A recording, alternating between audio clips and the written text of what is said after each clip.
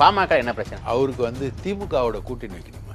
அன்புமணி வந்து இன்னும் ஒரு 30 எலெக்ஷன் வந்தால் கூட அவர் வந்து பாஜக விட்டு நவர மாட்டார். புள்ள பிறந்த உடனே வேண்டாத ஒரு புள்ள பிறந்து காண்டாமிருகம்னு பேர் வைக்கிற மாதிரி இவருக்கு வந்து எம்பி பதவி கொடுக்கணும். இவர் போய் அங்கே மத்திய மந்திரி ஆகணும். அதிமுக பெரிய கட்சினா அடுத்த கட்சி பாமகவாக தான் இருக்கணும். அதுதான் வந்து புரோட்டோகால். ஆனால் இன்னைக்கு பாமகவோட இடத்தை இமேஜினரியாக பாமகவை விட அதிக சீட்டு வாங்குற நிலைமையில் இருக்கிறது யாரு? பாஜக. இதெல்லாம் வந்து ராமதாஸுக்கு கடுப்பு. அன்புமணியை வந்து இவர் வெளியே தூக்கி போட்டுருவாரா? கட்சியை வந்து இப்போ கட்சியை உடைக்கணும்னா யார் உடைக்கணும்? ராமதாஸ் தான் உடைக்கணும். ராமதாஸ் உருவாக்கின கட்சியை ராமதாஸே உடைப்பாரா?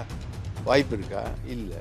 பாமக ஜனநாயக கொலை நடக்குது. இது வரைக்கும் நாங்கள் ஐயா சொன்னதை கேட்டுக்கிட்டோம். ஆனால் இந்த முடிவை ஏற்றுக்கவே முடியாது. அன்புதான் எல்லாம் அப்படின்னு அன்புமணியை சொல்கிறாங்க. அன்புதான் எல்லாம், தாமரை தான் எல்லாம், பாஜக தான் எல்லாம், மெடிக்கல் காலேஜ் ஊழல் தான் எல்லாம், எல்லாம் எல்லாம் எல்லாம். இனிமேல் நான் தான் பாமக தலைவர் அப்படின்னு ராமதாஸ் அறிவிக்கிறாருன்னா அன்புமணி வந்து இனிமேல் டைரக்டா பாஜக அக்சஸ் இருக்கக்கூடாதுன்னு நினைக்கிறாரு. போன தடவை வந்து எடப்பாடி கிட்ட ஒரு பெரிய அமௌண்ட்டை வாங்கி சிவி சண்முகம் தான் அந்த அமௌண்ட் எடுத்துன்னு போய் கொடுக்குறாரு. இப்போ கொடுக்கறது எல்லாத்தையுமே வந்து அன்புமணி தான் எடுத்துன்னு போவார். இங்கே வராது. அன்புமணி அவங்க மனைவி சௌமியா அன்புமணி தான் கொடுக்கறது எல்லாத்தையும் எடுத்துகிட்டு போவாங்க. இந்த சைடு வராது. யாருக்கு? அக்கா ஃபேமிலிக்கு, முகுந்தன் ஃபேமிலிக்கு வராது. டோட்டலாக ஒன்றுமே வராது. பாமகவும் முழுக்க வந்து ஜான் பாண்டியன் கட்சி, சரத்குமார் கட்சி, கிருஷ்ணசாமி கட்சி மாதிரி பாஜகவுடைய நிரந்தர கூட்டணி கட்சியாக ஒன்றில் மாறிடும். எதிர்காலத்தில் அன்புமணி கூட பாஜகவில் இணைஞ்சிடுவார் போல இருக்கு. கூட்டணி இதுக்கு மேலேயாச்சும் அதிகாரப்பூர்வமாக அறிவிக்கப்படுமா, இல்லை திரும்ப பேச்சுவார்த்தை லெவலியே தான் இருக்குமா? எதை நோக்கி போயிட்டு இருக்குன்றான். இது வரைக்கும் எடப்பாடி உறுதி கொடுக்க மாட்டாரு, கூட்டணியில் இருக்கேன்னு சொல்ல மாட்டாரு. அவர் சொல்லனா எடப்பாடியாகவே இருக்க மாட்டார். எடப்பாடி அதிமுகலே இருக்க மாட்டார். ஐடிசி கிராண்ட் சோரோட நிர்மலா சீதாராமனை சீமான் சந்தித்தது உண்மை, ஆதாரம் இருக்குங்கிறீங்க. விஜயலட்சுமி கேஸ் வந்து ரொம்ப சீரியஸாக போயிட்டுருக்கு. அது வந்து நாகரத்னான்னு ஒரு ஜட்ஜு, அந்த அம்மா ரொம்ப சீரியஸான ஜட்ஜு இருக்கிறது. அந்த அம்மா வந்து கன்விக்ட் பண்ணிவிடுவாங்க அப்படின்ற மாதிரி தான் அந்த விஷயங்களுக்குள்ளே போகிறாங்க. அப்படின்ற மாதிரி போச்சுன்னா 6 வருஷத்துலேருந்து 7 வருஷம் வரைக்கும் தண்டனை கிடைக்கும். 7 வருஷம் தண்டனை கிடைச்சா சீமான் வந்து தேர்தலில் போட்டி போட முடியாது. ஒன் இந்திய அரசியல் நேயர்களுக்கு வணக்கம். இன்றைய அரசியல் களம் நிகழ்ச்சியில் நம்மோடு இணைந்திருப்பது மூத்த பத்திரிகையாளர் திரு தாமோதரன் பிரகாஷ் அவர்கள். சார் வணக்கம். வணக்கம் சார். ஒரு பக்கம் அமித்ஷாவோட வருகை, இன்னொரு பக்கம் பாமக நடக்கிற மோதல்னு அரசியல் களம் சூடாக இருக்குது. பாமக என்ன பிரச்சனை? அதுலேருந்து ஆரம்பிக்கலாம் சார். பாமக வந்து அவருக்கு வந்து திமுகவோட கூட்டணி வைக்கணுமா சார்? ராமதாஸ்க்கு சிரிக்கக்கூடாது. ஏன் சிரிக்கிறீங்க? அவருக்கு திமுகவோட கூட்டணி வைக்கணும். அன்புமணி வந்து இன்னும் ஒரு 30 எலெக்ஷன் வந்தால் கூட அவர் வந்து பாஜக விட்டு நவர மாட்டார். 2 ஏம். ஒன்று வந்து மெடிக்கல் காலேஜ் கேஸு, அதில் உள்ளே போயிடுவார் அண்ணன். அது ஒரு பயம். 2வது எப்படியாவது இந்த முறை ராஜ்யசபா வாங்கி அவர் வந்து மந்திரி ஆகணும். அதுக்கு அவர் ஏடிஎம்கேல ட்ரை பண்ணிக்கிட்டு இருக்காரு. அது வந்து ஏடிஎம்கே பிஜேபி கூட்டணி அமையணும். கல்யாணம் ஆகணும், புள்ள பிறக்கணும். புள்ள பிறந்த உடனே வேண்டாத ஒரு புள்ள பிறந்து காண்டாமிருகம்னு பேர் வைக்கிற மாதிரி இவருக்கு வந்து எம்பி பதவி கொடுக்கணும். இவர் போய் அங்கே மத்திய மந்திரி ஆகணும். இதே ஸ்ட்ரோக்கில் வந்து அண்ணாமலையும் இருக்கார். அவரும் ராஜ்யசபா உறுப்பினர் ஆகணும். எங்கேருந்தாவது டெல்லிக்கு போக மாட்டேங்கிறாரு சார். டெல்லிக்கு போக மாட்டேன், தமிழகத்தை விட்டு எங்கும் நகர மாட்டேங்கிறாரு. அதெல்லாம் டெல்லிக்கா? அவர் விட்டா அவர் லண்டனுக்கே போயிட்டு வந்தார். டெல்லிக்கு போக மாட்டார். இப்போ மறுபடியும் லண்டனுக்கு தான் போக போகிறாரு அவர். இன்னும் அடுத்த வாரம் லண்டனுக்கு போயிடுவார் அவர். லண்டனில் தான் இனி வந்து அவர் பர்மனெண்ட்டாக லண்டனில் தான் அறிக்கை கொடுப்பார். வெறும் அந்த வார் ரூம் வச்சுருக்கார்ல, அந்த வார் ரூமை வந்து லண்டன்லேருந்தே ஆப்ரேட் பண்ணுவார். பெங்களூர் வார் ரூமு, அண்ணாநகர் வார் ரூமு, பெசன் நகர் வார் ரூமு எல்லாத்தையுமே வந்து லண்டன்லேருந்து ஆப்ரேட் பண்ணுவார்.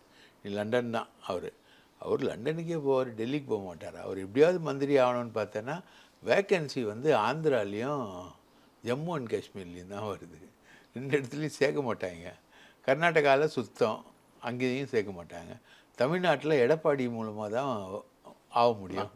எடப்பாடி வந்து அண்ணாமலையை ஆக்கிறது அவர் ஒருபோதும் ஒத்துக்க மாட்டார். ஒருபோதும் நடக்காத ஒரு விஷயம். ஆனால் அன்புமணி வந்து அதுக்கு ட்ரை பண்ணிகிட்ருக்காரு. ரைட்டா? இது இவர் இப்போ இந்த முஸ்லீம்கள் மசோதா வந்தது. அதில் ஒரு அண்ணன் ஓட்டு போடவே போகல. அந்த முஸ்லீம்கள் மசோதா, சட்ட மசோதா. அதே மாதிரி அமித்ஷா வந்து இப்போ மீட் பண்ண போகிறாரு. அமித்ஷா இதெல்லாம் வந்து டாக்டர் ராமதாஸை கேட்குறதே இல்லை. இல்லை இப்போ இன்னைக்கு அமித்ஷா வர்றாரு, கூட்டணி கட்சி தலைவரோட பேசுவார் அப்படின்னு சொல்லப்படுது. அந்த நெல்லை வந்து இனிமேல் நான் தான் பாமக தலைவர் அப்படின்னு ராமதாஸ் அறிவிக்கிறாருன்னா, அன்புமணி வந்து இனிமேல் டைரக்டா பாஜகவோட அக்சஸ்ல இருக்கக்கூடாதுன்னு நினைக்கிறாரா? என்ன நடக்குது? அவர் தான் சார் இவர் திமுக கூட்டணிக்கு போகணும்னு நினைக்கிறாரு. போன தடவை வந்து எடப்பாடிக்கிட்ட ஒரு பெரிய அமௌண்ட்டை வாங்கி சிவி சண்முகம் தான் அந்த அமௌண்ட் எடுத்துன்னு போய் கொடுக்குறாரு. அந்த அமௌண்ட்டை வச்சுக்கிட்டு இவங்க வந்து கடைசி நிமிஷத்தில் அன்புமணி போய் சண்டை போட்டு பிஜேபி அலையன்ஸுக்கு போயிட்டாங்க. நைட்டோட நைட்டாக அதில் வந்து ரொம்ப கடுப்பு. அப்போ கொடுத்ததை கேட்பாங்கல்ல, அதிமுக கேட்குறாங்க. கொடுத்தது அண்ணன் சிவி சண்முகம் மூலமாக தான் கொடுத்தது. இப்போ எடப்பாடி வந்து சிவி சண்முகத்துக்கு கேட்குறாரு, சிவி சண்முகம் அங்கே கேட்குறாரு. இது ஒரு சண்டை போயிட்டுருக்கு. அது இல்லாமல் கொடுத்தது போயிடுச்சு. அது முழுக்க முழுக்க இப்போ கொடுக்கறது எல்லாத்தையுமே வந்து அன்புமணி தான் எடுத்துன்னு போவார். இங்கே வராது. அன்புமணி அவங்க மனைவி சௌமியா அன்புமணி தான் கொடுக்கறது எல்லாத்தையும் எடுத்துகிட்டு போவாங்க. இந்த சைடு வராது. யாருக்கு? அக்கா ஃபேமிலிக்கு, முகுந்தன் ஃபேமிலிக்கு வராது. டோட்டலாக ஒன்றுமே வராது. இந்த ட்ரஸ்ட்டு ஒன்று இவங்க ஃபார்ம் பண்ணியிருக்காங்க இல்லையா, அந்த ட்ரஸ்ட்டில் வந்து ராமதாஸ் மனைவி, அன்புமணி மனைவி, இவங்களோட கட்சியில் இளைஞரணி செயலாளராக யாராவது நியமிக்கிறாங்கன்னா அவர் அந்த ட்ரஸ்ட்டுக்கு வருவார். அதுக்காக தான் முகுந்தனை இளைஞரணி செயலாளராக போட்டு போன பொதுக்குழுவில் சண்டை வந்துச்சு. ரைட்டா?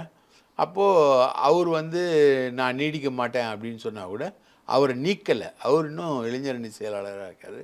ஸோ இந்த ட்ரஸ்ட்டு பணம், இந்த ட்ரஸ்ட்டுக்குள்ளே தான் இந்த எலெக்ஷனுக்கு ஃபண்டு வாங்கிறது, கட்சிகள்கிட்ட வாங்குறதுலாம் அங்கே தான் வரும். அந்த ஃபண்டு தான் ஃபேமிலிக்குள்ளே டிஸ்ட்ரிபியூட் ஆகும். அது பெரிய பெரிய சொத்தாக மாறும். கர்நாடகாவில் டீ எஸ்டேட்டாக மாறும், அமெரிக்காவில் சொத்தாக மாறும், அங்கே மாறும், இங்கே மாறும் எல்லாம். ஆனால் இதில் வந்து இப்போ வந்து அக்கா குடும்பத்துக்கு ஒன்றுமே கிடையாது. அக்கா குடும்பம் வந்து கேட்குது. இப்போது அன்புமணி ராமதாஸ் தான் தலைவர் ஆகிட்டார். நிர்வாகிகள்லாம் அவர் தான் இது பண்ணுறாங்க. அவர் வந்து பாட்டாளி மக்கள் கட்சி பாஜக கூட்டணியில் தான் இருக்கார். இன்னும் ஒரு 30 வருஷம், இன்னும் ஒரு 6 எலெக்ஷன் 7 எலெக்ஷனுக்கு அந்த கேஸ் முடியாது. இந்தூரில் போட்ட கேஸ் முடியாது. இவரும் ரிலீவ் ஆக மாட்டார். பாமகவும் முழுக்க வந்து ஜான் பாண்டியன் கட்சி, சரத்குமார் கட்சி, கிருஷ்ணசாமி கட்சி மாதிரி பாஜகவுடைய நிரந்தர கூட்டணி கட்சியாக ஒன்றில் மாறிடும். அந்த மாதிரி ஆகிடும். எதிர்காலத்தில் அன்புமணி கூட பாஜகவில் இணைஞ்சிடுவார் போல இருக்கு. இல்லை பொதுவாக அப்படி இருக்கும்போது இந்த கட்சியை உருவாக்குனது டாக்டர் ராமதாஸ் மேலே ஒரு பெரிய மரியாதை இருக்குது. அந்த இடஒதுக்கீடு போராட்டத்தில் கலைஞர் தான் அந்த இடஒதுக்கீடை கொடுத்தாருனாலும் அந்த இடஒதுக்கீடு போராட்டத்தை நடத்துனதில் வன்னியர் சங்கத்தோட ரோல் வந்து பெரிய ரோல். அதை வந்து எம்ஜிஆர் மதிக்கவே இல்லை. அந்த போராட்டங்களை நசுக்குனாங்க. ஆனால் மதித்தது வந்து கலைஞர். அதனால பிறந்த ஒரு அரசியல் விளைவில் பிறந்த கட்சி தான் பாமக, பாட்டாளி மக்கள் கட்சி. இப்போது அவருக்கு எப்படியாவது திமுக கூட்டணிக்கு போயிட்டு ஒரு 20 சீட்டு வாங்கிட்டு 10 சீட்டு இது பண்ணிடலாம் அப்படின்ற மாதிரி ஒரு ஏமு. இப்போ பாஜக கூட்டணிக்குள்ளே போயிடுச்சுன்னா தனியாக அதிமுக கூட்டணி வந்தால் ரைட்டா ஒரு 2 சீட்டாவது ஜெயிக்கலாம். ஏடிஎம்கே பிஜேபி அலையன்ஸ் வந்தால் ஒரு 2 சீட்டாவது பாமக ஜெயிக்கலாம். இப்போ நீங்கள் பெரிய கட்சின்னு பார்த்தீங்கன்னா உங்களுக்கு அதிமுக கூட்டணியில் அதிமுக பெரிய கட்சினா அடுத்த கட்சி பாமகவாக தான் இருக்கணும். அதுதான் வந்து புரோட்டோக்கால். ஆனால் இன்றைக்கி பாமகவோட இடத்தை இமேஜினரியாக பாமகவோட அதிக சீட்டு வாங்குகிற நிலைமையில் இருக்கிறது யார்? பாஜக. இதெல்லாம் வந்து ராமதாஸ்க்கு கடுப்பு. ஆனால் பொதுவாக வந்து ராமதாஸ்க்கு அதிமுக பக்கம் விருப்பம், அன்புமணிக்கு பாஜக பக்கம் விருப்பமாங்க. நீங்கள் வந்து திமுக பக்கம் விரும்புகிறாரு. ஆமாம், அதாவது அதிமுக பக்கம் விருப்பம் சார். இப்போ அதிமுகவும் பாஜகவும் ஒன்றா வர்றதுனால அவருக்கு திருமாவளவன் தானே களத்தில் எதிரி. இப்போ திருமாவளவனுக்கு 4 எம்எல்ஏ 2 எம்பி. பாமகக்கு அவ்வளோ கிடையாதுல்ல, கம்மி இல்லை, எம்பியே கிடையாது. அப்போது கட்சியை கொண்டு போயிட்டு நாஸ்தி பண்ணுறாரு இவர், இஷ்டத்துக்கு இவர் நடந்துக்கிறாரு அப்படின்றது அரசியல் தெரிந்த ராமதாஸ்க்கு வருத்தம். அதனால ஒரு எதிர் ஃபைட் வைக்கிறார். டிஎம்கே லென்ஸ்குள்ளே அவர் நினச்சாலும் போக முடியாது சார், விசிகே இருக்குல்ல. ஒரு முயற்சி தான். ஒரு எப்போவுமே ராமதாஸோட பையன் ஸ்டைல் தெரியல, அப்படியே தூண்டல் விட்டுக்கிட்டே இருப்பார். இவங்க வந்து பழம் நழுவி பாலில் விழுந்தது, அது நழுவி வாயில் விழுந்தது அப்படின்னு திமுக டைலாக் பேசிக்கிட்டே இருப்பாங்க. இது வந்து திமுக ஸ்டைல், இது வந்து ராமதாஸ் ஸ்டைல். ஸோ அந்த ஆப்ஷனை ஓப்பனாக வச்சுருக்கு பொட்டியை திறந்து வச்சிருக்கிறது. இது வந்து இது யார் வந்து வெயிட்டாக போடுறாங்களோ அந்த கூட்டணி. அன்பு கட்டளை பல காரணங்கள் இருக்கு. அதனால தான் நிறுவனரான நானே தலைவராக இருக்க போறேன், செயல் தலைவராக அன்புமணி இருப்பார் அப்படின்றாரு. பல்வேறு தரப்புலையும் கோஷம் எழுப்ப ஆரம்பிச்சிட்டாங்க. அன்புமணியை மட்டும்தான் நாங்கள் ஏற்றுப்போம், நீங்கள் ஒதுங்கி கொள்ளுங்கள் ஐயா அப்படிங்கிறாங்க. ராமதாஸ் வீட்டுக்கு முன்னாடியே போராட்டம் நடத்த ஆரம்பிச்சிட்டாங்க. எங்கே போய் முடியும்னு நினைக்கிறீங்க? இதை ஒன்றுமே எங்கேயும் போய் முடியாது. அன்புமணி கையில் தான் கட்சி இருக்குது, ரைட்டுங்களா? அன்புமணியை வந்து இவர் வெளியே தூக்கி போட்டுருவாரா? கட்சியை வந்து இப்போ கட்சியை உடைக்கணும்னா யார் உடைக்கணும்? ராமதாஸ் தான் உடைக்கணும். ராமதாஸ் உருவாக்கின கட்சியை ராமதாஸே உடைப்பாரா? வாய்ப்பு இருக்கா? இல்லை. அதெல்லாம் ஒன்றும் இல்லை. அன்புமணி நான் பார்த்துக்கிறேன், பெருசுக்கு புத்தி பேதலிச்சிச்சு. நிர்வாகிகளை வச்சு அன்புமணி தூண்டி விடுறாரு அப்படின்றாங்க. பாமக பொருளாளர் வந்து ஒரு அறிக்கை விட்டுருக்காங்க, ஃபேஸ்புக்கில் பதிவு போட்டிருக்காங்க. பாமகல ஜனநாயக கொலை நடக்குது, இது வரைக்கும் நாங்கள் ஐயா சொன்னதை கேட்டுக்கிட்டோம், ஆனால் இந்த முடிவை ஏற்றுக்கவே முடியாது, அன்புதான் எல்லாம் அப்படின்னு அன்புமணியை சொல்கிறாங்க. ஆமாம், அவ்வளோதான். அன்புதான் எல்லாம், தாமரை தான் எல்லாம், பாஜக தான் எல்லாம், மெடிக்கல் காலேஜ் ஊழல் தான் எல்லாம், எல்லாம் எல்லாம் எல்லாம், இடஒதுக்கீடு, பாட்டாளி மக்களோட உரிமைகள், மிக பிற்படுத்தப்பட்ட சமுதாயமாக இன்றைக்கும் நிலநிற்கக்கூடிய அந்த கட்சியோட உரிமைகள், ஜாதிவாரி இடஒதுக்கீடு, 10.5% இடஒதுக்கீடு, இது எல்லாமே தூக்கி போட்டாங்க. அன்பு தான் எல்லாம். அன்புக்கு மெடிக்கல் காலேஜ் ஊழல் தான் எல்லாம், பாஜக தான் எல்லாம். இல்லை, எனக்கு என்னன்னா பாமக பொதுக்குள்ளே சண்டை இருந்துச்சு. அப்போவே வந்து ராமதாஸ் சொன்னார், ஏன் கட்சி, நான் உருவாக்கின கட்சி, பிடிச்சவங்க இருக்கலாம், பிடிக்காட்டி போலானார். உடனே அன்புமணி எந்திரிச்சு, நான் பனையூரில் தனியாக ஆஃபீஸ் ஆரம்பிச்சிருக்கேன், நீங்கள் என்னை வந்து பார்க்கலாம் அப்படின்னாரு. ஸோ இப்போ அடுத்து வந்து பாமகவோட தலைவர் அன்புமணியை இப்போ ப்ரமோட் பண்ணியிருக்காரு. ஏற்கனவே நடந்த விஷயம். இப்போ இது தொடர்ந்து வந்து அன்புமணி வந்து அவமதிக்கப்படுறாரு. இது எங்கே போய் முடியும்னு கேட்குறேன். சார், ராமதாஸால் பேசவே முடியல சார். பேசுறதுக்கே தடுமாறுறாரு. செயல் தலைவராக அறிவிக்கணும்னு சொல்லிட்டு அந்த நோட்டு வருது பாரு, அது வந்து வழக்கமான இடத்துல டைப் பண்ணல, இந்த முறை வேற எங்கேயோ டைப் பண்ணி எடுத்துகிட்டு வந்து கொடுக்குறாங்க. அந்த செயல் தலைவராக அன்புமணி நீடிப்பார் அப்படின்ற வார்த்தையை சொல்கிறதுக்கே ராமதாஸால் முடியல. இதுதான் ராமதாஸ். அப்போ எப்படி இவரை நம்பி வர முடியும்? இவரை நம்பி போக முடியும்? அன்புமணி தான் கட்சி. ஒதுங்கி கொள்ளுங்கள் ஐயான்றாங்க. ஒரு கடத்தில் வந்து அவர் ஒதுங்கலன்னா ஒதுக்கிடுவாங்களா? ஆமாம், ராமதாஸ் ஒதுக்கிடுவாங்கன்றீங்களா? பாமக உடையுன்றீங்களா? இல்லை ராமதாஸ் மட்டும் ஒதுக்கிடுவான்றீங்களா? இப்போ ஒரு கட்டத்தில் அதிமுகவில் வந்து சொல்லலையா, தினகரனையும் சசிகலாவையும் பார்த்து, இனி நீங்கள் கட்சி இல்லை நடத்த வேணாம், நீங்கள் ஒதுங்கோங்க, நாங்கள் நடத்திக்கிறோம் அப்படின்னு எடப்பாடி சொல்லி, அந்த மாதிரி இப்போ எடப்பாடியை பார்த்து சொல்ல போகிறாங்க, ஐயா நீங்கள் ஒதுங்கிக்கோங்க, நாங்கள் கட்சி நடத்திக்கிறோன்னு. ஆப்போசிட் டீம் எல்லாமே ரெடியாக இருக்குது சொல்கிறதுக்கு. அந்த மாதிரி ஐயா நீங்கள் கொஞ்சம் ஒதுங்கிக்கோங்க, மரியாதையாக ஒதுங்கிக்கோங்க அப்படின்னு. ஐயா ஒதுங்க மாட்டேன்னு அடம் பிடிச்சா? ஐயா ஒதுங்க மாட்டேன்னு அடம் பிடிச்சா, இன்றைக்கி ப்ரெஸ் மீட்டில் ஐயா சொன்னார், நாளைக்கு ப்ரெஸ் மீட்டில் அன்புமணி சொல்லுவார். டாக்டர் ஐயா என நாங்கள் பெரிதும் மதிக்கும் எங்கள் ஐயா, வன்னியர் குல திலகம், இடஒதுக்கீட்டு நாயகன், சமூக நீதி போராளி ஐயா அவர்கள் கட்சியிலிருந்து நீக்கப்பட்டுள்ளார் அப்படின்னு அன்புமணி ராமதாஸ் சொல். இதெல்லாமே நாத்தம். அது அதாவது உங்களுக்கு வந்து பணம் வந்து எந்த அளவுக்கு இவங்களை எல்லாரையுமே மாற்றிருக்கு. அன்றைக்கி இருந்த 5 ரூபா டாக்டர் ராமதாஸ் எங்கே, இன்றைக்கி இருக்கக்கூடிய ராமதாஸ் எங்கே, ரெண்டு பேருடைய வீழ்ச்சி எங்கே போய் நிற்கிது இந்த கட்சி அப்படின்றது தான் மேட்ரு. ஆனால் மே 11 அந்த சித்திரை வன்னியர் பெருவிழா மாநாடு நடத்த போகிறாங்க. அதுக்கு வந்து மாநாடு தலைவராக அன்புமணி தான் இருப்பார்னு ராமதாஸ் அறிவிக்கிறார். ஏதோ ஒரு முரணாக இருக்கே. அதாங்க முரண்பாடுகள் தாங்க. அன்புமணி தாங்க ஃபியூச்சர் ஆஃப் த பார்ட்டி வந்து அன்புமணி தான். அன்புமணி கையில் தான் இருக்குது. அவங்க அக்கா குடும்பம் வந்து சண்டை போடுது, முகுந்தன் மூலமாக அவங்க அக்கா குடும்பம் வந்து சண்டை போடுது.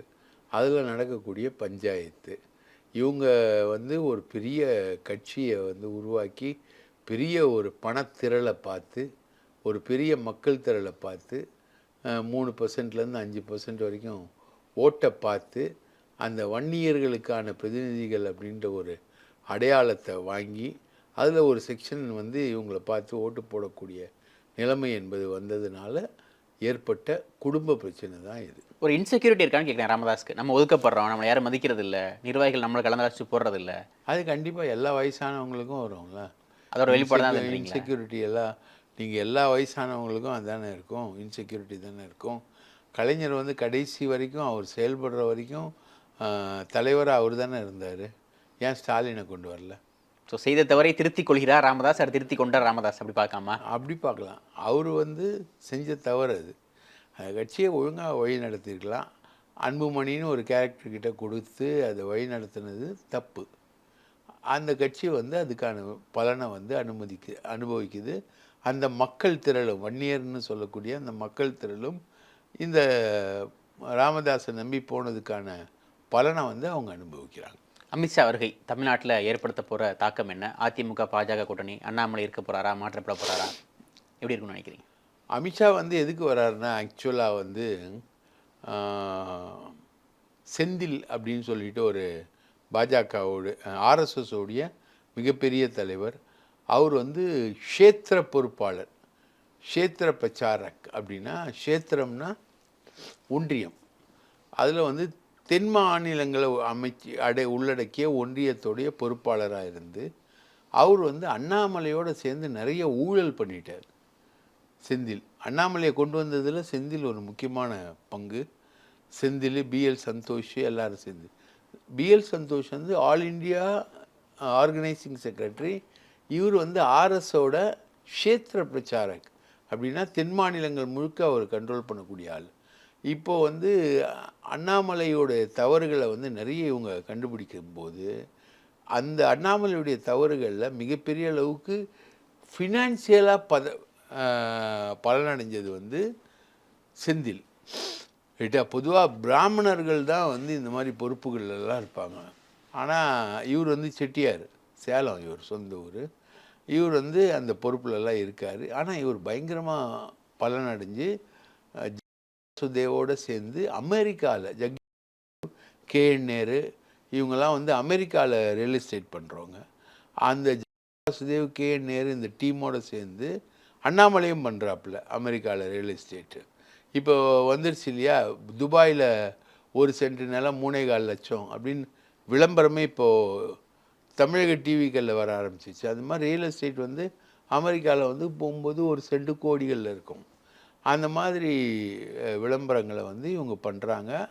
அந்த மாதிரி நிலங்களை வந்து விற்கிறாங்க. அந்த மாதிரி நிலங்களை விற்கிறதுல முக்கியமான ஆளாக செந்தில் மாறி போனதுனால அது பற்றின குற்றச்சாட்டுகள் ஆர்எஸ்எஸ்க்கு பறக்க செந்தில் வந்து க்ஷேத்திர பிரச்சாரக் அப்படின்றதுலேருந்து மாற்றி ஒரு சேவா சமாஜ் அப்படின்ற மாதிரி ஒரு அமைப்பு, அதோட இடத்துக்கு அவரை கொண்டு போகிறாங்க.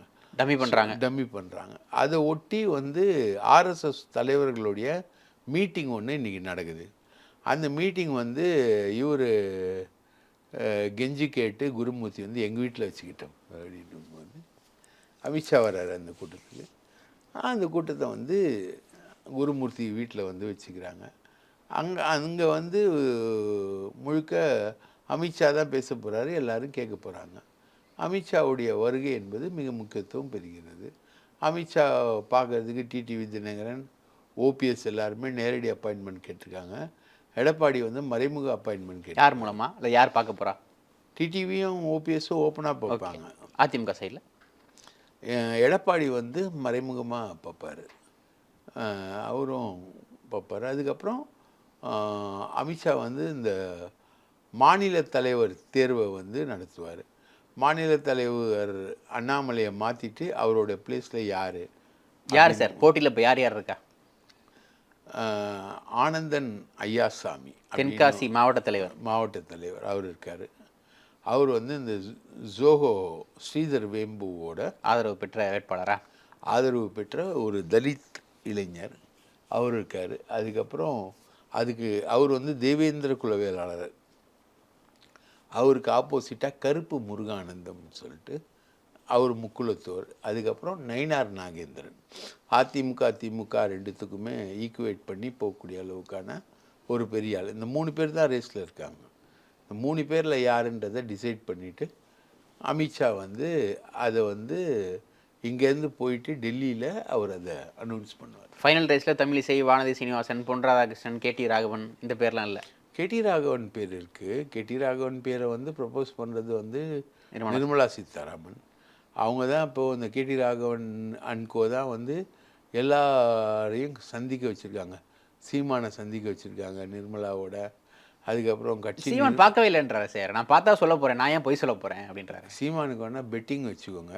கரெக்டாக சாயந்தரம் 8:15 8:45 வரைக்கும் சிசிடிவி ஃபுட்டேஜை வந்து தமிழ்நாடு அரசோட உளவுத்துறை எடுத்து வச்சிருக்கு. எடுத்துட்டாங்களா? வெளியிட வேண்டியதானே? ஏன் வெளியிடணும்? உளவுத்துறை தானே எடுத்து வச்சிருக்கு. நாளைக்கு திருச்சி சூர்யா எதுக்கு இருக்காரு, அவர் வெளியிடுவார். ஐடிசி கிராண்ட் ஷோவில் நிர்மலா சீதாராமனை சீமான் சந்தித்தது உண்மை, ஆதாரம் இருக்குங்கிறீங்க? ஆமாம், அவங்களோட ஐடிசி கிராண்ட் ஷோலாவோட சிசிடிவி ஃபுட்டேஜ் வந்து பொதுவானது. அது ஒரு செக்யூரிட்டி ரீசனுக்காக மாநில உளவுத்துறை கேட்டால் கொடுக்காதா? 8:15 8:45 வரைக்கும் பார்த்துருக்காரு. அவருக்கு என்ன பிரச்சனை? விஜயலட்சுமி பிரச்சனை.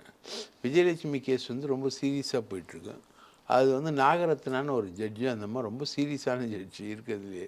இன்னொரு ஜட்ஜு அவர் ஷர்மான்னு ஒருத்தர், அவர் கொஞ்சம் இவங்களுக்கு ஃபேவராக இருப்பார்னு எதிர்பார்க்கப்படுது. ஆனால் நாகரத்னா வந்து அந்த மாதிரி ரெவல்யூஷனரி ஜட்ஜு, அந்தம்மா வந்து கன்விக்ட் பண்ணிடுவாங்க அப்படின்ற மாதிரி தான் அந்த விஷயங்களுக்குள்ளே போகிறாங்க. அப்படின்ற மாதிரி போச்சுன்னா 6.5 வருஷத்துலேருந்து 7 வருஷம் வரைக்கும் தண்டனை கிடைக்கும். 7 வருஷம் தண்டனை கிடைச்சா சீமான் வந்து தேர்தலில் போட்டி போட முடியாது. ரைட்டா? அவர் வந்து இன்னொரு தந்தை பெரியார் ஆகிடுவார். தேர்தலில் போட்டி போட மாட்டார், சமூகத்திற்கான கருத்துக்களை மட்டும் சொல்லுவார். எந்த தந்தை பெரியாரை வந்து கேவலமாக பேசிக்கிட்டு இருக்காரோ இவர் வந்து இன்னொரு தந்தை பெரியாராக மாற வேண்டிய சூழல் என்பது வந்துடும். ஸோ இதுலேருந்து தப்பிக்கணும் அப்படின்னு சுப்ரீம் கோர்ட்டில் தனக்கு எதிராக இது நடந்துடக்கூடாதுன்றதுக்காக பாஜகவோட ஆதரவு தேடுறாருன்றி. ஆமாம், பாஜக தானே வாஷிங் மிஷினு. யார் எந்த அழுக்கோட போனாலும் பாஜக சுத்தப்படுத்தி வெளியே அனுப்பிச்சிடும்ல. ரைட்டா? அப்போது சுப்ரீம் கோர்ட்டில் வந்து இவருக்கு லாபி வேணும். அந்த லாபி தான் இது பண்ண முடியும். இப்போ சவுக்கு சங்கருக்கு மதுரை ஹைகோர்ட்டில் இருக்க ஒரே ஒரு லாபி, ஒரே ஒரு ஜட்ஜு, அவர் தானே இவரை காப்பாற்றுறாரு. அந்த மாதிரி இப்போ பிஜேபிக்குன்னா அதுக்கான லாபிங் வந்து அங்கே அதிகமாக இருக்கும், ஜட்ஜஸ் அதிகமாக இருப்பாங்க. நான் வந்து பிஜேபியோட ஆளுன்னு தன்னை ஐடென்டிஃபை பண்ணிக்க தான் விஜயலட்சுமி விவகாரம் முத்துன உடனே தந்தை பெரியாரை திட்ட ஆரம்பித்தார். இவர் தந்தை பெரியாரை ரொம்ப மோசமாக திட்டதுக்கு காரணம் பிஜேபி தன்னை காப்பாற்றுன்றதை அவர் அசியூம் பண்ணுறாரு. தந்தை பெரியாரை திட்டாரு, போகிறாரு. எஸ்ஆர்எம் மேடையில் ஒரே இடத்துல அண்ணாமலையும் சீமானும் பேசுகிறாங்க. என்ன சீமான போர்ப்படை தளபதியாக பார்க்குறேன், எனக்கும் சீமானுக்கும் பெரிய வித்தியாசம் இல்லைங்கிறார் அண்ணாமலை. ஆமாம். ஸோ இதெல்லாம் அதோட ஈக்குவேஷன். அதாவது கோழிக்குள்ளேருந்து முட்டை வந்ததா, முட்டையிலேருந்து கோழி வந்ததான்ற மாதிரி அவர் வந்து தேசியத்தை தமிழாக பார்க்குறாரு. நான் வந்து தமிழ்லேருந்து தேசியத்தை பார்க்குறேன் அப்படின்ற மாதிரி தமிழ் தேசியத்துக்கு ஒரு அல்ட்ரா விளக்கம். ஆக மொத்தம் நீங்கள் பாருங்கள் சார், டிடிவி தினகரன் யார்? சீமான் அண்ணாமலை ஃப்ரெண்டு. சீமான் யார்? அண்ணாமலை ஃப்ரெண்டு. அண்ணாமலை யார்? இப்போ இன்றைக்கி உருப்படாமல் போய் நிற்கிற ஒரு ஆள்.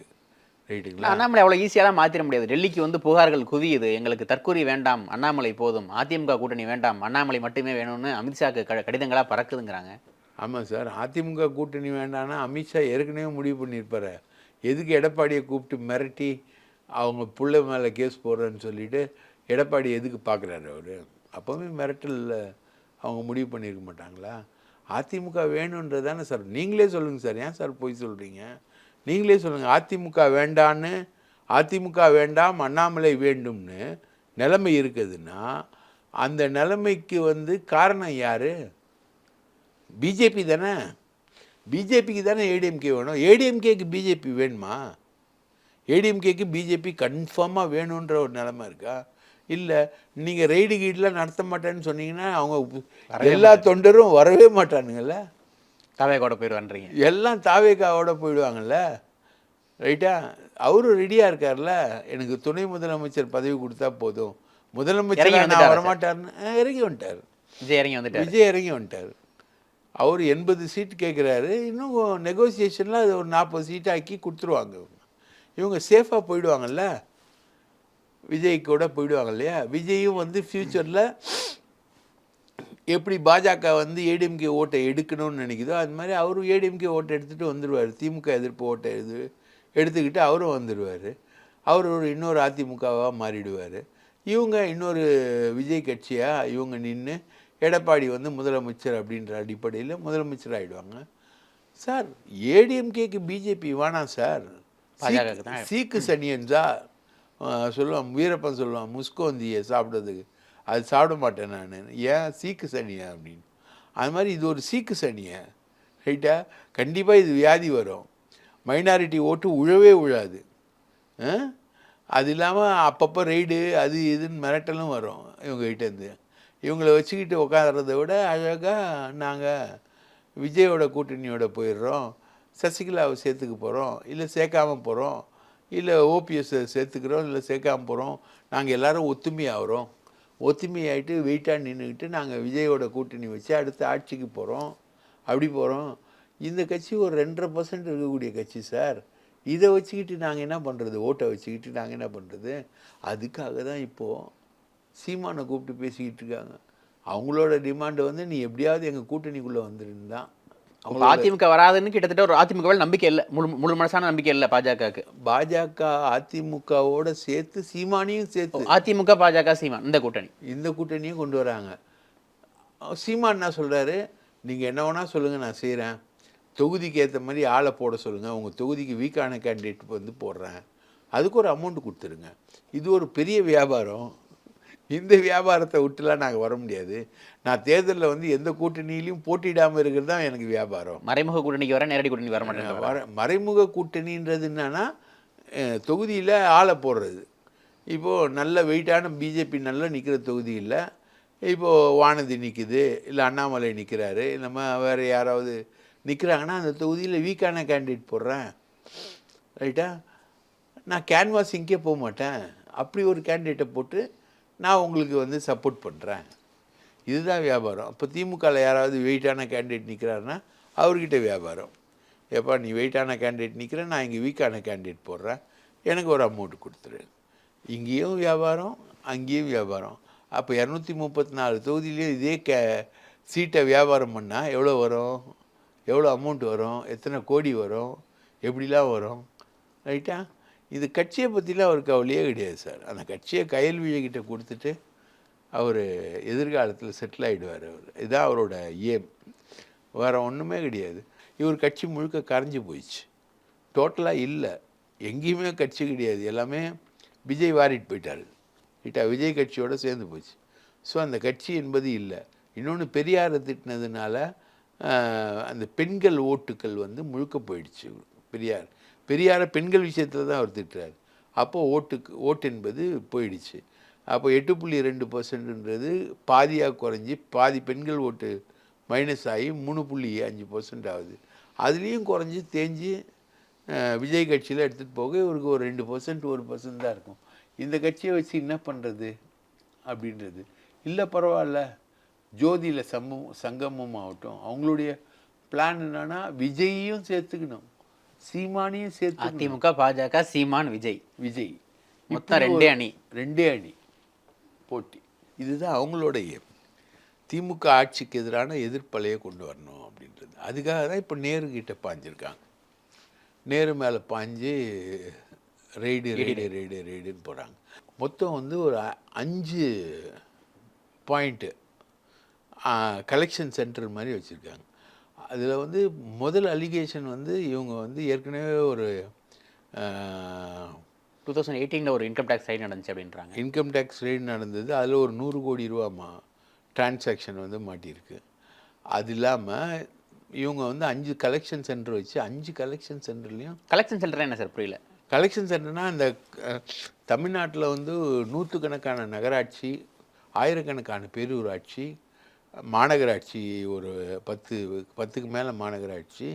இந்த மாநகராட்சியெல்லாம் நிறைய ஒர்க்கு நடக்குது. ஒர்க்குகளை வந்து முழுக்க மானிட்டர் பண்ணுறதுக்கு 5 இடங்களில் தம்பிகள், நேருடைய மகன் அருண் நேரு, அதுக்கப்புறம் ரவிச்சந்திரன், டிவிஹெச் பில்டர்ஸு, அதுக்கப்புறம் மணிவண்ணன், இவர் வந்து கோயம்புத்தூரில், அதுக்கப்புறம் தூத்துக்குடியில், திருச்சியில், சென்னையில், சேலத்தில் ஒரு இடம்.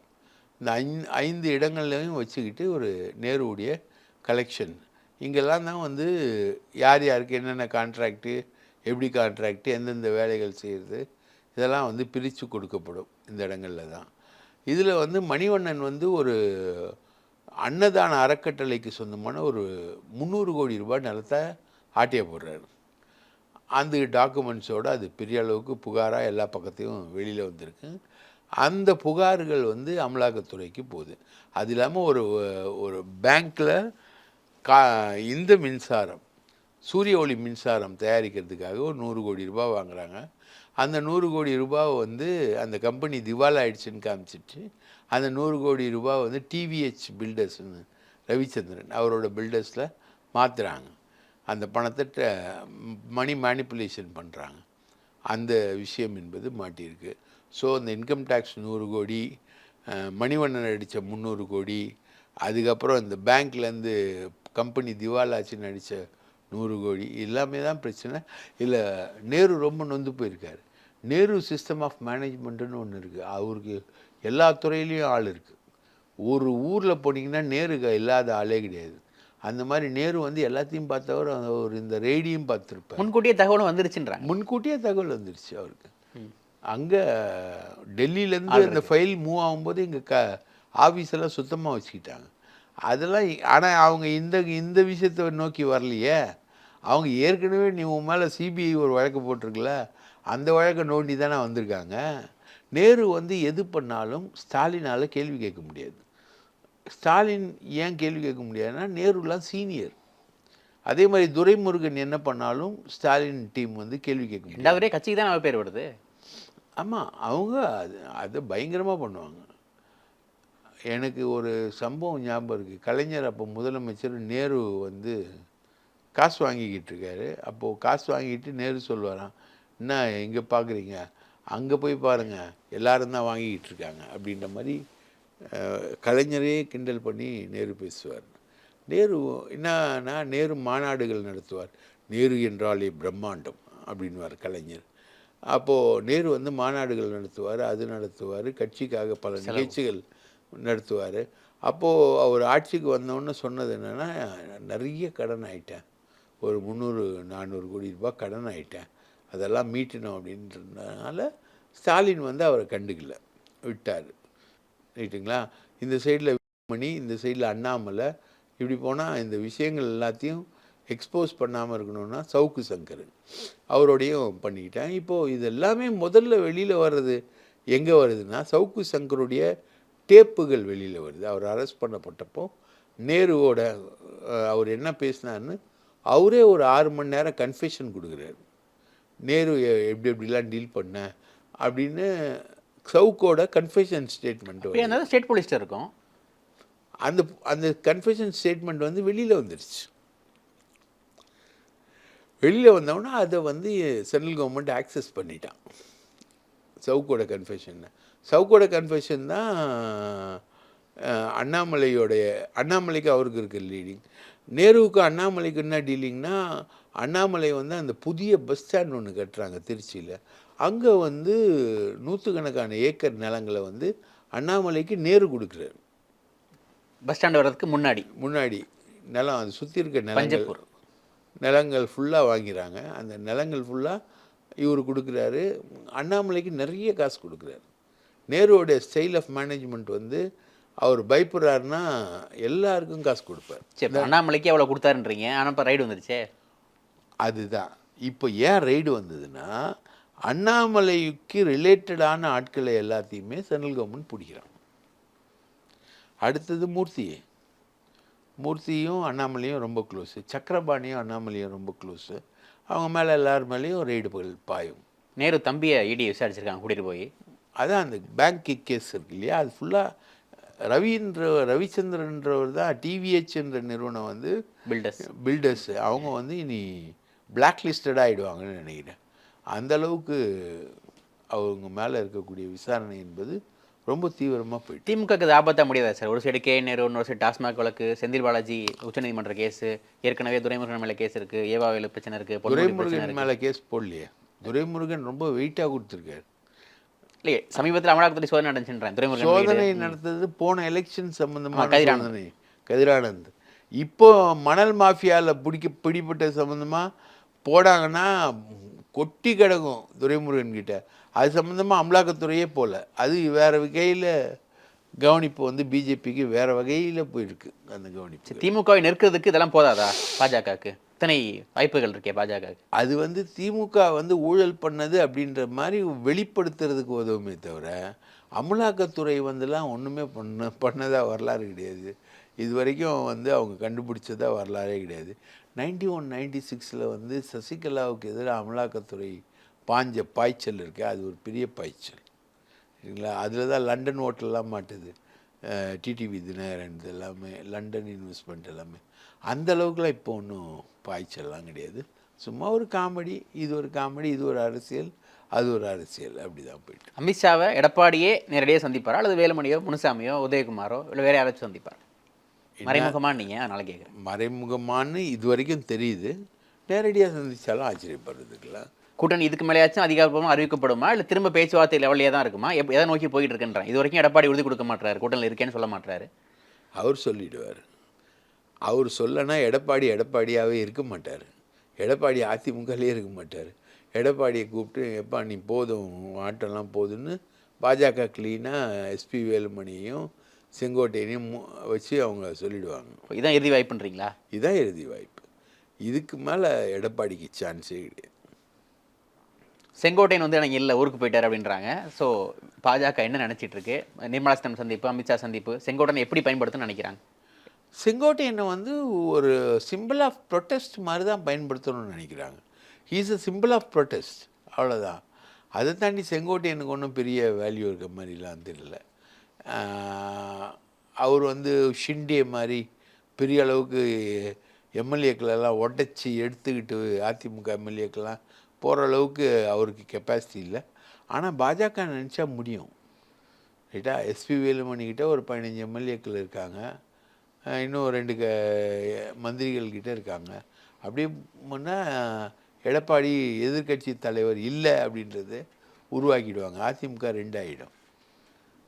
சரி, இப்போ ஓபிஎஸ்க்கு என்ன ப்ரெஷர், நீயே வந்து சேர்ந்து பிஜேபிக்குள்ளே உன் பையனை மந்திரி ஆக்கிடுறோம் அப்படின்றாங்க. அவரும் மறுத்துக்கிட்டு இருக்காரு. அவ்வளோதான். இதெல்லாமே சிம்பிள் ஆஃப் ப்ரொட்டஸ்ட் தான். எடப்பாடி நினச்சா செங்கோட்டையனை நீக்கிடுவார், ரொம்ப கடுப்பில் இருக்கார் எடப்பாடின்றாங்களே. வாய்ப்பே இல்லை சார். கொஞ்சம் நீக்க சொல்லுங்களேன். இவ்வளோ நாள் வந்து அவர் சட்டசபையில் வெளிநடப்பு செஞ்சால் இவர் உட்காந்து பேசிக்கிட்டு இருக்காரு, எல்லா வேலையும் பண்ணிக்கிட்டு இருக்காரு. அவர் நினச்சா நீக்க மாட்டாரா? நீக்கியிருப்பார்லே. ஏன் நீக்கலை? நீக்க முடியாது. You have no choice. Okay, Edappadi ஆனால் இந்த ஒரு விஷயத்தில் தெளிவாக இருக்கார். ஓபிஎஸ், டிடிவி, சசிகலா இப்படி யாரையும் சேர்த்துக்க மாட்டேன்றது தெளிவாக இருக்கார். அதை சொன்ன சைதை துரைசாமியை வேலை வெட்டி இல்லாதவர்னு கேபி முனுசாமி விமர்சிக்கிறாரு. ஸோ அந்த அளவுக்கு வந்து எடப்பாடி தீவிரமாக இருக்காரு. சைதை வந்து ஒரு பெரிய தியாகிங்க. இந்த கட்சிக்காக நிறைய தியாகம் பண்ணவர். வேறு எந்த அளவுக்கு அவர் மேயராக இருந்திருக்காரு. அவர் மேலே ஊழல் புகார்கள்லாம் வந்தது கிடையாது. எம்ஜிஆரோட தொண்டர் அவர். இந்த இன்னும் இருக்காங்க நிறைய ஒரிஜினல் ஏடிஎம்கேன்னு சொல்லக்கூடிய ஆட்கள்லாம் இருக்காங்க. அவர் நினச்சிருந்தானா டிஎம்கேக்கெலாம் போயிருக்கலாம். அவர் போகவே கிடையாது. அவர் அப்படியே தான் இருக்கார். அவர் வந்து முனுசாமியை விட்டு பேசுவாங்க. எடப்பாடி சொல்லி தான் பேசுகிறாங்க. ஆமாம், வேறு யாரும் பேசலையே. சரி, இப்போ பாஜக சொன்னாலும் இந்த விஷயத்தில் இறங்கி வரமாட்டான்றது தெளிவாக தெரியுது. ஓபிஎஸ்ஸையோ டிடிவியோ சசிகலாவையோ சேர்த்துக்க மாட்டான்றதை தெளிவாக தெரியுது. அப்போ பாஜக எப்படி தன்னோட திட்டத்தை நிறைவேற்றணும்னு கேட்குறேன். அது கண்டிப்பாக அது பார்க்கும், எப்படி போகிறார் இவருன்றது பார்க்கும். பார்த்துட்டு இவருக்கே உரிய வீக்னஸஸ் ஆப்புகள்லாம் இருக்குல்ல. இவர் மகன் அங்கே மாட்டியிருக்காருல, 7.5 கோடி ரூபாய் விமானம் வாங்கின ஊழலில் அவர் மாட்டியிருக்காரு. ப்ரைவேட் விமானமே வாங்கியிருக்காரு அவர். அதில் வந்து திரிவேணி எர்த் மூவர்ஸ் உட்பட பலர் வந்து அதில் சாட்சியம் சொல்லியிருக்காங்க. அதில் இவரை கைது பண்ணாங்கன்னா என்ன பண்ணுவீங்க?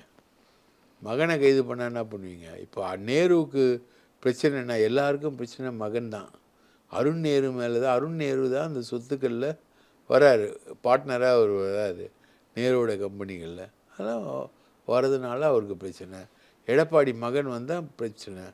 தான் வர்றதை விட தன்னுடைய மகன்கள் பாதிக்கப்படும் பொழுது அப்பன்கள் வந்து ஆடி போய்கிறார்கள். இறங்கி வருவார்கள்.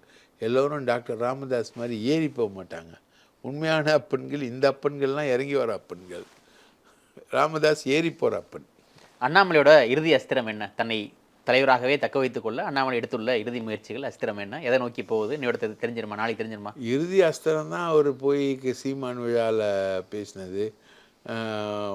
உங்கள் அண்ணாமலை வந்து ஒரு பிரதமர் மெட்டீரியல், பிஎம் மெட்டீரியல்னு பாண்டே மாதிரி ஆட்கள் பேசினது. இதுதான் இறுதி போஸ்டர் அடித்தது. இதெல்லாம் தான் இறுதி அஸ்திரம். அதெல்லாம் ஒன்றும் எடுபடுமா எடுபடாதா சார்? எப்படி சார் எடுபடும்? Matter over sir. அவருக்கு எடுபடாது அவருக்கு. இதெல்லாம் வந்து ஒரு சின்ன விஷயம். இதை தாண்டி பல விஷயங்கள் நடந்திருக்கு.